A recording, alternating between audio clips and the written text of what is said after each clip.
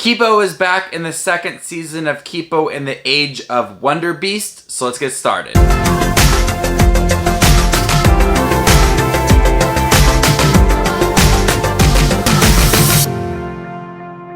Hey everybody, my name is Justin. I love to watch movies. If you guys love to watch movies too, you guys are in the right spot. Make sure to hit the subscribe button down below and click that bell notification for more up and coming videos. I felt like I just talked about Kipo and the Age of Wonderbeasts, the first season, back in January. So a second season just came out fairly quickly after the first season, and I really enjoyed the first season. Kipo is a really strong character. I like the animation in it. It's just a really entertaining series.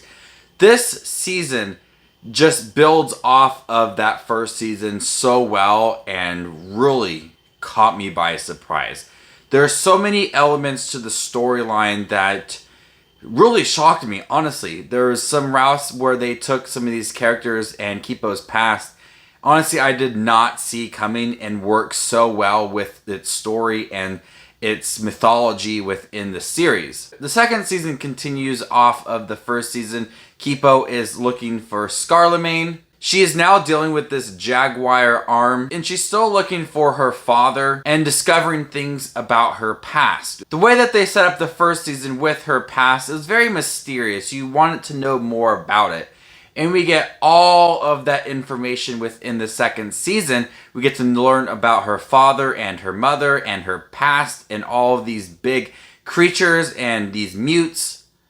And they do such a good job of explaining her past while keeping it mysterious and intriguing and giving you everything that you need to know and keeping it very surprising. Towards the middle half of second season, there are some reveals that I just did not see coming at all and really caught me by surprise and honestly made me think, wow, this is a different route than I thought it was going to go. And I really did appreciate that because it kept me on my toes several times throughout the series, and things that you thought within the first season completely change in the second season. Kipo and her friends still feel like really close. They all have really good chemistry. This feels like a more of a personal story for Kipo.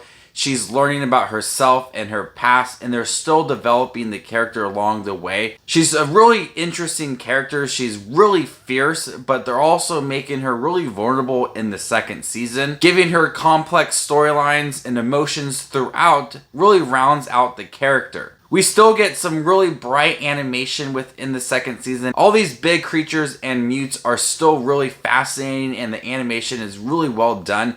Honestly, like I said in the first season, this is a lot better than most of the DreamWorks movies. A lot of the DreamWorks movies we get nowadays are just kind of average, besides like maybe How to Train Your Dragon. This is a DreamWorks animated TV show, and it works so much better than half of their movies. I also like the fact that we got a lot about the past that's just not Kipo.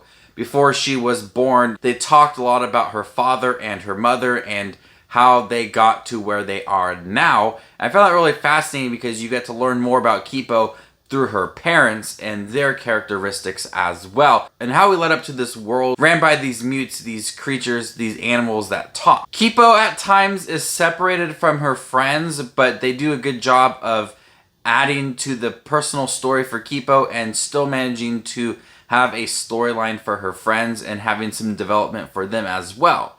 Because I really like them in the first season, and at times they do feel a bit separated, but they still manage to give storylines for each group that makes it really interesting. Kipo and the Age of Wonderbeasts is a series that you need to check out. If you guys like animated shows and you have not seen it, the first season has a really good mystery, but the second season really builds on it and gives you a lot more emotional moments and a lot more fascinating storylines and a lot of big reveals that I just did not see coming and really caught me by surprise. The second season of Kipo and the Age of Wonderbeasts is much, much better than the first season. I really enjoyed the first season, but the second season is just a step above that. I promise if you guys really like the first season, you will enjoy the second season and what they do with the characters and her mother and her father and all of these mutes and these creatures that you had feelings for in the first season and you thought one way about them, you're going to completely think of a different way about them